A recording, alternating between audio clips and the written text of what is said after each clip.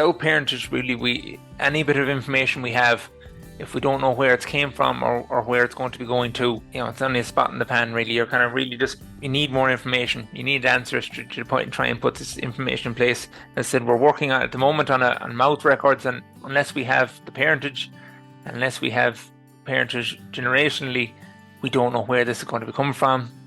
Hello, I'm Kieran Lynch, and welcome to OviCast, the Teagasc Sheep podcast. Each episode will bring you latest insights, advice, and technical updates for the sheep industry. We're joined in this episode by David Coen from Sheep Ireland to talk about genetic progress in the hill sector. We start off discussing the SAS scheme and ram eligibility. We discussed efforts from the various breeding groups across the country over the past year to get rams genotyped and the impact that this has on developing flock books. David tells us about upcoming sales and he explains how to find eligible rams and download sale catalogues. We finish up the episode with David discussing how breeders can build on the work to date going forward to really drive genetic improvement in hill flocks. We hear first from David, who discusses the impact hill genetics have on the national flock. The main thing we always look at is the national flock. So in the national flock, 49% of the national flock are either hill or hill cross ewes. So 19% of the rams are in the hillside are producing nearly 50% of the national flock. So you can see the importance of it. Up to the last year, we had two groups recording with us, two flock books. That's the Donegal Shevitz and the Mayo Connemara recording group. And they've been sending in data to us. We've been out with them. We've been recording, doing mouth records, and we're trying to put an index on that. We've also been sending in they've also been sending in a lot of information in terms of parentage and these certain type of areas. So that's been an area it's been working very well with these two groups. The introduction of the new sheep improvement scheme has brought a lot more groups on board. We now have 17 different groups at the moment. They are all doing different levels between genotyping and having SAS rams eligible, and running catalogues in our sale format as well. Well, it goes to highlight, look, it has a major impact on the national flock, but it goes to highlight the fact that one of the key requirements to make any improvement there, David, is getting flock books, getting parentage up and going. And up until last year, with the exception maybe the two groups and a handful of others, that was limited. Like, that was one of the big stumbling blocks there in the sector to make improvements.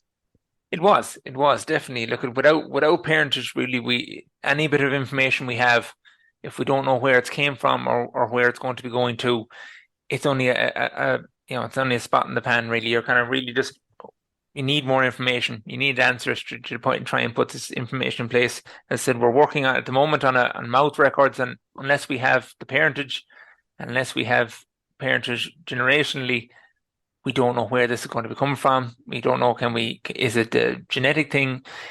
What sort of information is on it? So the more we can do, the more we can feed back in, and the more we can hopefully help improve aspects and challenges that hill farmers are having. And look, it's something we chatted about last year on the podcast with you, even from a basic level for breeders in the hill sector, like the fact that they would know the parentage from an breeding point of view, or otherwise, at a basic level, that's going to have an impact if we have more records and more parentage there. Exactly. And even from a long-term point of view, we'll have more and more records, but even from the short-term point of view, DNA, and what we can do with the DNA now is we have in place what's called an inbreeding coefficient, where we can tell how inbred a particular animal is just based on its DNA, even from not knowing its ancestry. So, there's a lot of strides we can make, but the main thing is keeping it simple. We've been doing this with the groups the last couple of years. Keeping it simple, getting farmers to record as much information as they can, especially on the breeding and what rams went to what ewes, and what ewes then were having them lambs. It builds foundations, and from them foundations, look, we can make huge strides. But until we have them foundations in place, the information that we're going to be getting, it's not going to hit as much long term or give us that long term basis without that. Okay, so let's do a quick recap of what has happened the past 12 months. I suppose let's start first maybe with the SAS scheme that really kicked things off. Probably we need to start off just clarify what is the requirement from a hill ram point of view within the SAS scheme, and we'll talk about the impact that has had then on recording. Yeah, so for the hill ram aspect of the SS scheme, your rams need to be sire verified. So what does sire verified mean? Sire verified is that the ram himself is genotyped and that the sire of that ram is genotyped. And through DNA, we can verify with 100% certainty that that is the correct sire. So that's verification. And then he needs to be the right type of scrapie. So he needs to have a scrapie type 1, 2, or 3. And if he has these aspects, they will qualify for the scheme. So it's a simple aspect for the farmer. He DNA tags his ram, and he DNA tags the sire of that ram, and then the scrapie will come through as well. Okay. So you mentioned at the start you're working with 17 groups. What happened with them 17 groups from last year? How did that get going, and how did you get the rams genotyped? Yeah, so look at it. It took a lot of fuel. It took a lot of fuel and a lot of man hours, but we got there. So look at the main thing we did first is we got in touch with groups and group representatives. Look, we believe the same on the lowland side that the groups are the way to go. These are farmers that are interested and farmers that are putting on big sales. Got in touch with them. We held information meetings in their regions and with group representatives. We built an online forum on our website where farmers can sign up and get their rams genotyped. And we also held what's called DNA collection days. So through the groups, we organised days in March where the farmers could bring their rams to the mart and their local mart, get the rams DNA'd and DNA'd by us, and then we'd create the rams up in the system for them. This seemed to work. This worked quite well. We have I think there's nearly 12 or 1400 rams collected through that system. So we held 11 DNA collection days all around the country, and we did that from Waterford to Donegal to Mamcross in Galway to down in Dingle, down in Kerry. So we had a lot of days in the road doing them. And look at the groups really got involved. The one area we had there is members needed to have at least 100 rams coming to a location. So through the groups, they got that and really got behind that. And look at that's made a big difference. We're now at the moment working with the groups to get catalogues going for them to have DNA rams available for their upcoming sales. Now there was a couple last weekend and more to come now over the next few weeks. It really is nationwide, though, David. Like, if we put that in context, you're going right away from Waterford to Donegal. You have a lot of different groups within them areas with their own type. So it was great to see that level of involvement and commitment to get going. Like, just from that, like, how many rams have you up on the system now that are parentage verified? Yeah, so at the moment we have 4,000 rams DNA'd on our database to date. So look, that's a hugely impressive number. We're delighted with that. Not all these rams are Sara verified. Look, there's variations. Some of these rams would be older stock rams.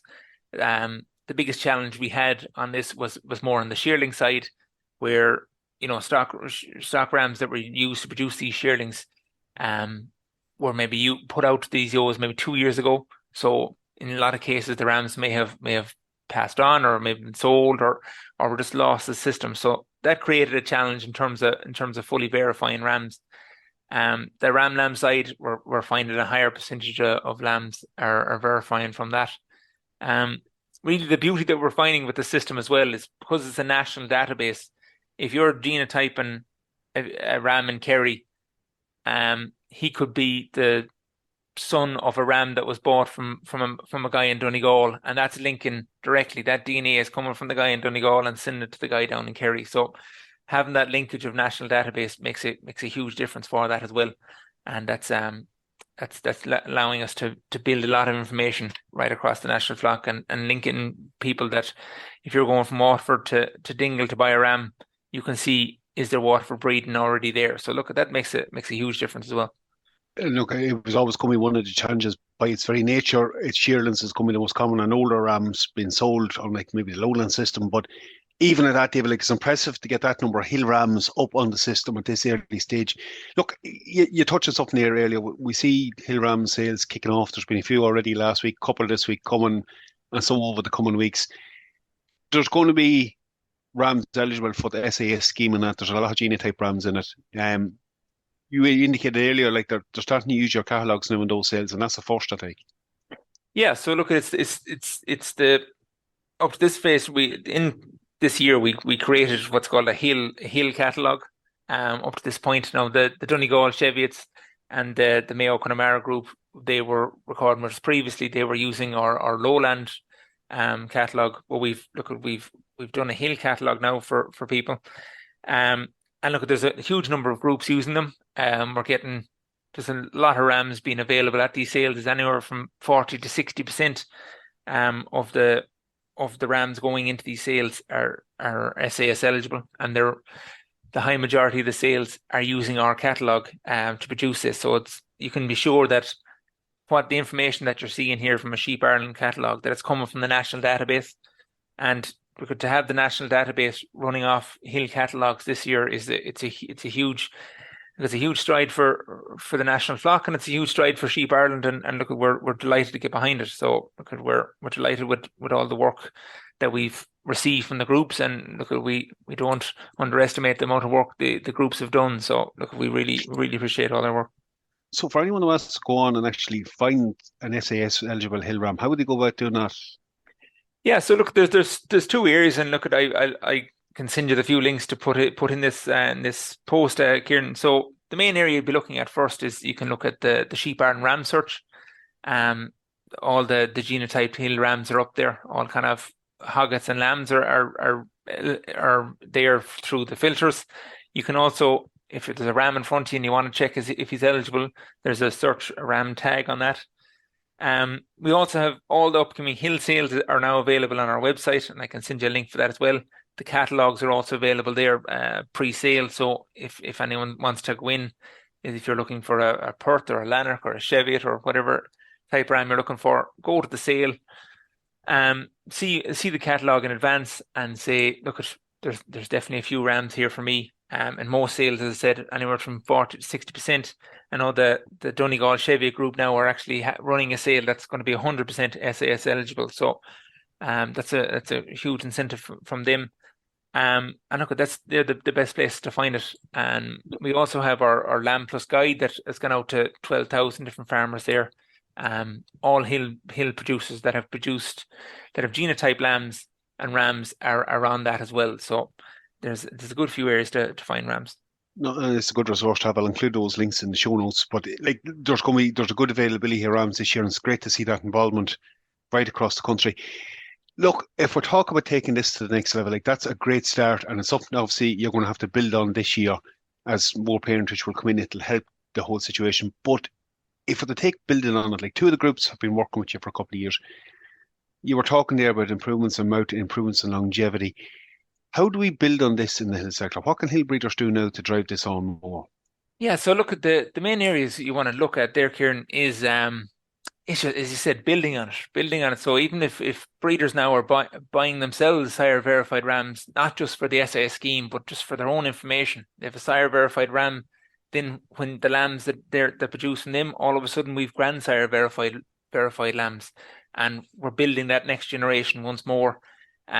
What a good few members are doing as well is they're genotyping maybe their more superior ewes or ewes that they find are always producing their top lambs, getting them genotyped, because all of a sudden then we've parentage verification.